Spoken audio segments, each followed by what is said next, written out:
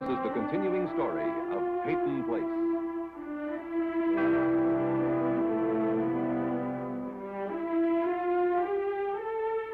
Starring Dorothy Malone as Constance Mackenzie, Ed Nelson as Michael Rossi, Mia Farrow as Allison Mackenzie, Ryan O'Neill as Rodney Harrington, Barbara Parkins as Betty Anderson, Tim O'Connor as Elliot Carson, Christopher Connolly as Norman Harrington.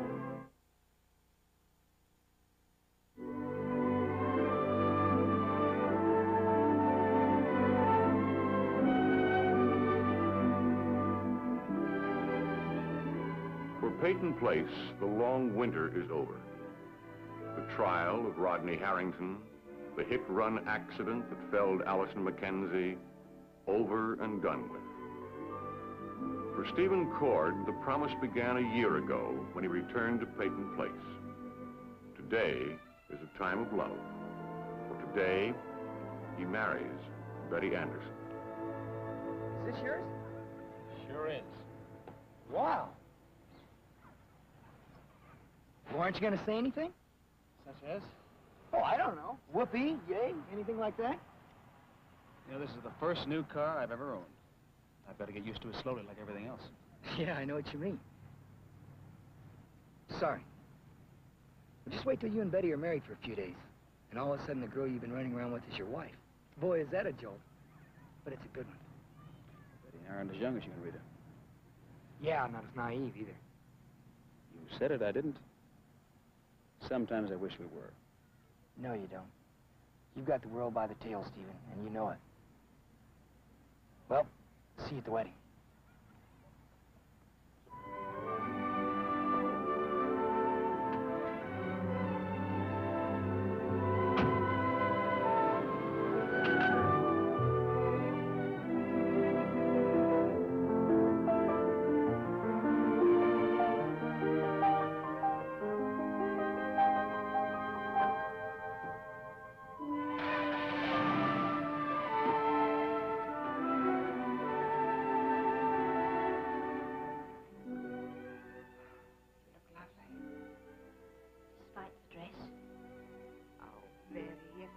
Just me, you could be married in red, white, and blue polka dots.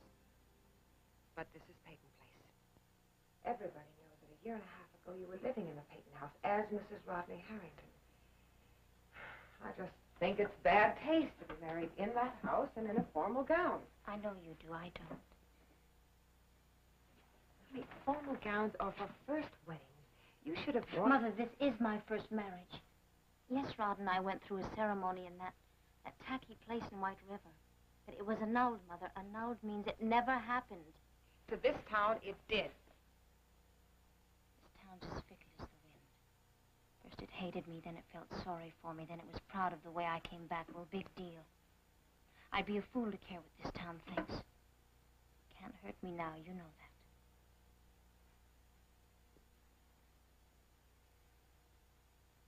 Maybe you want me to sneak over to Owens Ridge in a simple suit so that everybody in town won't know that Dr. Rossi gave me away.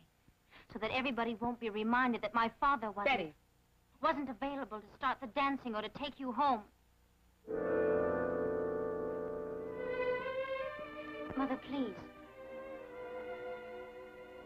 I'm sorry. It's just that I wish you were here. When Mr. Peyton suggested we use the house, Stephen and I decided it should be formal. And that's the way it's going to be. Sounds more like a declaration of war than a marriage. That's exactly what it is.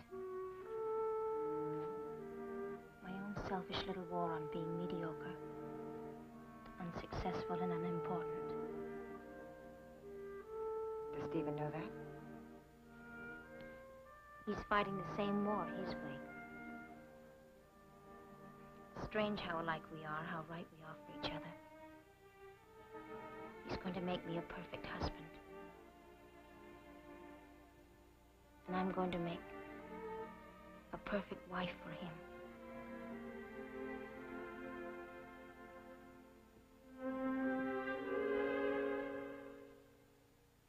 Do you love Stephen?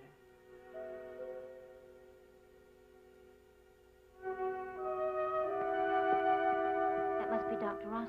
Do you? Brother Stephen means more to me than one exhausted cliche. I mean more to him. Now smile, it's a wedding, not a funeral.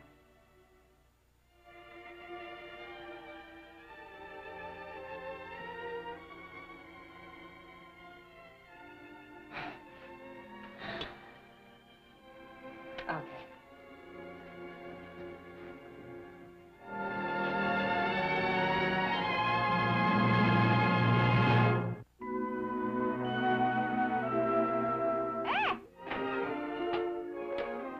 Don't you dare come near me. That's gratitude for you. Norma corsage. That's better. Remember the last time I bought flowers for you? You mean the ones you stole from our wedding? Well, I paid good hard cash for these. I've still got one of the flowers in the bouquet. It's under Norman in my dictionary. What's a Norman? Person who lives in Normandy, stupid. Know what a Rita is? You wish you were a Betty? A long white dress, men in cutaways, engraved invitations, and lots of expensive presents. But she's getting Stephen. I got you. Who's got a booming law business?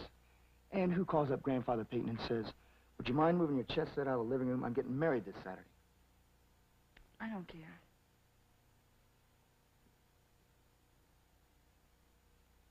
There's a meanness in Stephen, deep down. Remember those things he made me talk about in court? He had to do it to help Rod. Nobody had to know those things about me, Norm. He saved my brother's life. That isn't what saved Rod.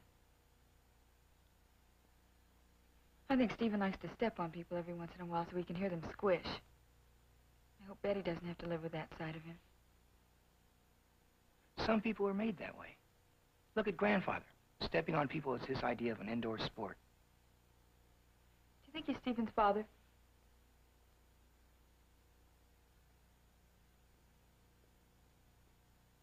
What made you ask that? I heard it in the drugstore. Think it's true? You expect an answer? If it is, he's my uncle. Mrs. Harrington, meanness runs in the family, so you better hurry up. And, bring a large handbag. What for? Canapes, hors d'oeuvres, sandwiches.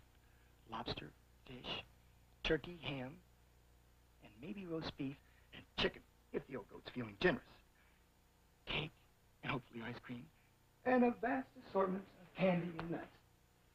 Are you hinting that you're being starved to death? Absolutely. But you're fat. And hungry. You know, I hope Stephen doesn't love Betty as much as I love you. It hurts to love someone so much.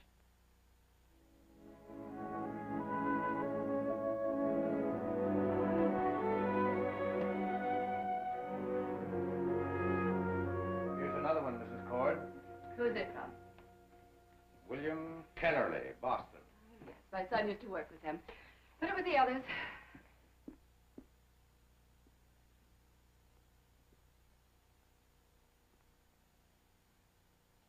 No, Mary, not there. Not another row. We won't have enough room. Sorry, Mrs. Cord. Thomas? Thomas? Thomas, I want you to...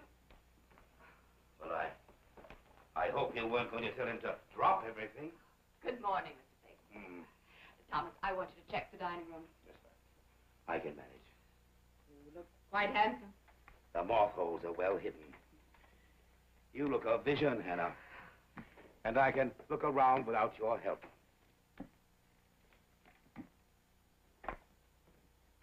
That'll be fine. Now, Mary, would you go to the kitchen, see if you can help the caterers? Yes, Mrs. Cord.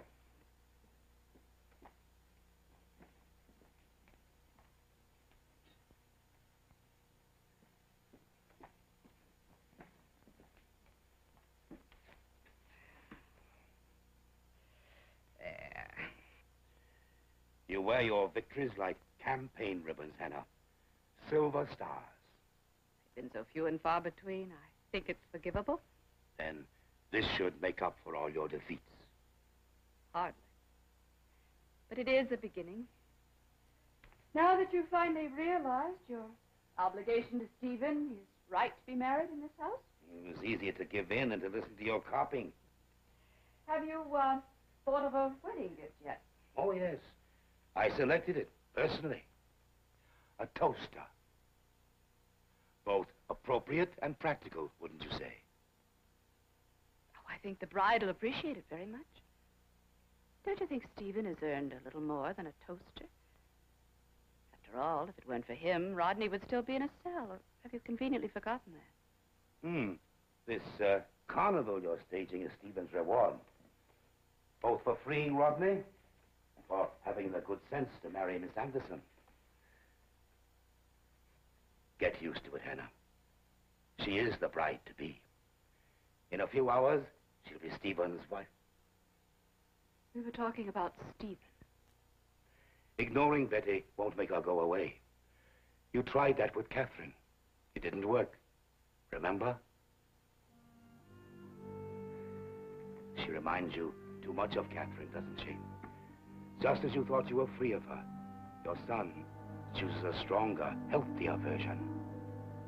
And what about you? Isn't that why you wanted her in this house? Because she reminded you of Catherine? Stephen's gain is your loss. I hope you'll find something to fill the void.